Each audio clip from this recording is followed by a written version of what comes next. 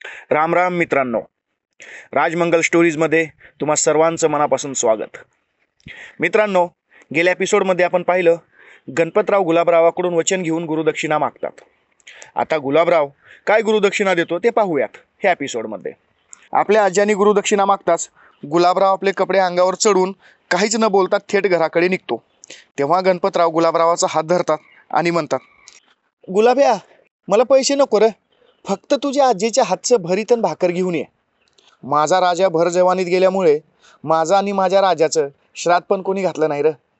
तू आमचं श्राद्ध घाल आणि उद्याला भाकर आणि भरीत घेऊन ये, एवढंच. आपल्या आज्याचं बोलणं ऐकून छोटा गुलाब आपल्या डोळ्यात पाणी आणत आपल्या आज्याला जाऊन घट्ट मिठी मारतो आणि रडायला लागतो आणि रडत रडत म्हणतो, आणतो आज्या, उद्याला नक्की आणतो. आपल्या नाताचं बोलणं ऐकून गणपतराव गुलाबच्या समोर बसतात आणि गुलाबच्या डोळ्यातील पाणी पुसत म्हणतात, ए गुलाब्या, बाईच्याच डोळ्यात पाणी चांगल्याने शोभून दिसतं बघ. मर्दानं कधी रडायचं नसतं.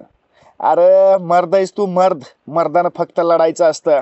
चल मारुती रायाला नमस्कार कर, मग कुस्तीला सुरुवात करूया आपण. आज्याचं हे बोलणं ऐकून गुलाबी आपलं रडणं थांबवतो आणि इकडे तिकडे पाहत, कुठाय मारुती राया, आपल्या आज्याला असा प्रश्न विचारतो. तेव्हा गणपतराव म्हणतात, ए गुलाब्या, अरे कुठल्याही दिशेला तोंड करून नमस्कार कर, तिकडं आहे आपला मारुती राया. ए आज्या, अरे उगाच खोटं नको बोलूस. खोटं बोलण्याचा धंदा हा माणसाचा आहे. अरे तू तर भूत आहेस, तू कशाला खोटं बोलतोयस आज्या.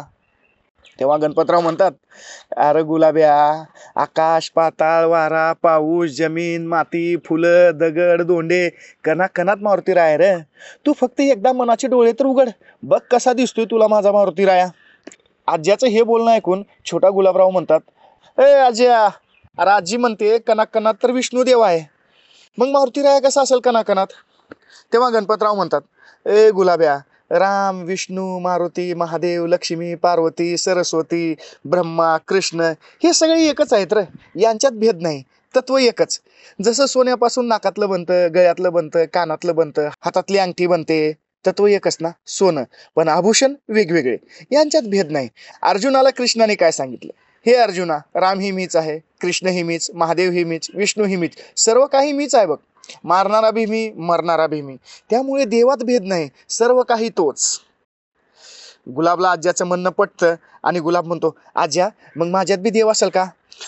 गणपतराव म्हणतात, ए गुलाब्या, अरे तूच देव आहेस तू माझा.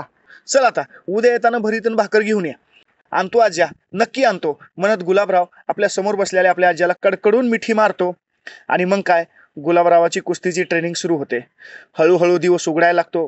कोंबड्याची बाग कानावर पडताच गणपत पाटील गुलाबला म्हणतात, गुलाब्या, आजची ट्रेनिंग संपली, जा आता घराकडं. आपल्या आज्याचं हे वाक्य ऐकून थकलेला गुलाबराव आपल्या आज्याला म्हणतो, आज्या, तू खांद्यावर नेऊन सोड की घरी, अरले पाय दुखायला लागल्यात आज.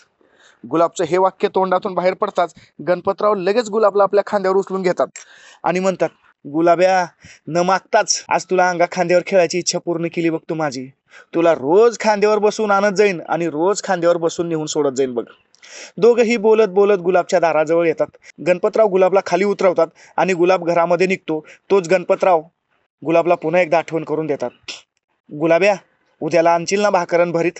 जाणारा गुलाब बोलतो आणि म्हणतो, ए आज्या, नक्की आणतो रे, नक्की आणतो. गुलाबचं हे वाक्य ऐकून गणपतराव गायब होतात आणि गुलाब आपल्या घरामध्ये निघून जातो. गुलाब असा अचानक कुठे गेला होता ह्या चिंतेनं व्याकुळ होऊन बसलेल्या त्याच्या आजीला गुलाब जाऊन कडकडून मिठी मारतो. तेच आजी गुलाबला बाजूला सारत म्हणते, ए कुठे गेला होतास न सांगता, अरे जगू देणार आहेस का नाही तू आम्हाला. तेवढ्यात गुलाबची आई जळतं लाकूड घेऊन गुलाबला मारायला येते आणि यमुनाबाई आडवं होते, ए अगं काय जीव घेतेस का काय माझ्या पोराचा. डोळ्यात पाणी आणत गुलाबची आई सुभद्रा म्हणते, याच्याशिवाय कोण आहे माझं, याला काही झालं तर कोणाच्या तोंडाकडे बघून जगायचं मी. बाप भाड्या तर गेला आम्हाला सोडून, हा रात्र इंदारचा न सांगता कुठेही निघून जातो, कसं जगायचं म्या. हे सुभद्रा बोलत नव्हती, तिच्यात लपलेली आईची माया बोलत होती. हे यमुनाबाईला म्हणजेच सुभद्राच्या सासूला कळतं.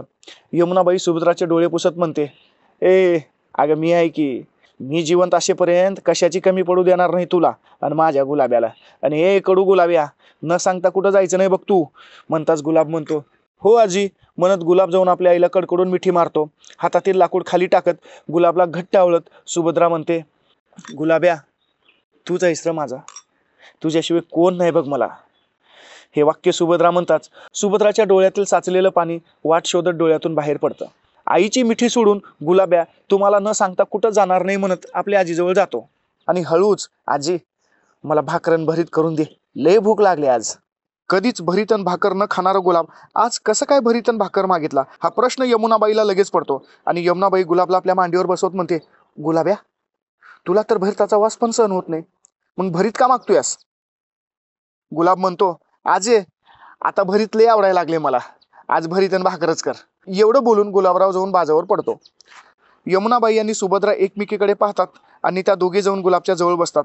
आणि हळूच यमुनाबाई गुलाबच्या डोक्यावरून हात फिरवत म्हणते, आज सकाळी सकाळी कुठे गेलतास गुलाब्या आणि कोणासोबत गेलतास? बाजावर पडलेला गुलाब उठतो आणि आपल्या आजीकडे पाहत म्हणतो, तुला खरं वाटत असेल तर सांगतो. यमुनाबाई म्हणते, सांग सांग, मला तुझं सगळं खरं वाटेल बघ आज. गुलाब्या लगेच म्हणतो, आजे आजी मला कुस्ती शिकवतोय ग, आणि त्यानेच मला गुरुदक्षिणा म्हणून तुझ्या हातचं वांग्याचं भरीत आणि भाकर मागितली आहे. आजी मी तुला खरं सांगतो, मला आज ज्या दिसतो मला तोच कुस्ती शिकवतोय आणि खांद्यावर बसून घरापर्यंत सोडायला येतोय. आणि उद्यापासून तर खांद्यावर बसून घेऊन पण जाणार आहे आणि कुस्ती शिकून घरी पण आणणार आहे. फक्त आजी तुझ्या हातची भाकर आणि तेवढं भरीत करशील ना, लई दिवस झाला आजी उपाशी आहे ग.